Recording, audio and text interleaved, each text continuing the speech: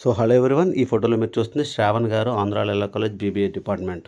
వాళ్ళకి తెలిసిన ఒక స్టూడెంట్, మెరిట్ స్టూడెంట్ ఫీజు కట్టడంలో ఇబ్బంది పడుతున్నారని చెప్పి, ఫైనాన్షియల్గా స్ట్రగుల్ అవుతున్నారని తెలిసి మన నోటీస్ తీసుకొచ్చారు.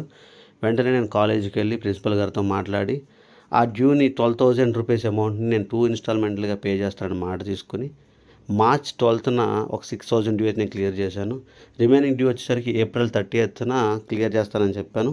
సో అన్నమాట ప్రకారమే ఏప్రిల్ 30న నేను వెళ్ళి సో భరత్కి ఆ 6,000 అమౌంట్ అయితే పే చేశాను.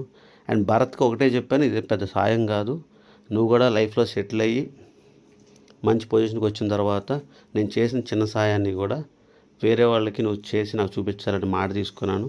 అదేవిధంగా ప్రతి ఒక్కరికి నేను చెప్పేది ఏంటంటే, నేను ప్రపంచాన్ని మార్చలేకపోవచ్చేమో కానీ నేను చేసే చిన్న సాయం ఒక్కరి ప్రపంచాన్ని అయితే మార్చగలదు. సో ప్రతి ఒక్కరూ కూడా చదువుకు సంబంధించి ఎవరు కష్టాల్లో ఉన్నా సరే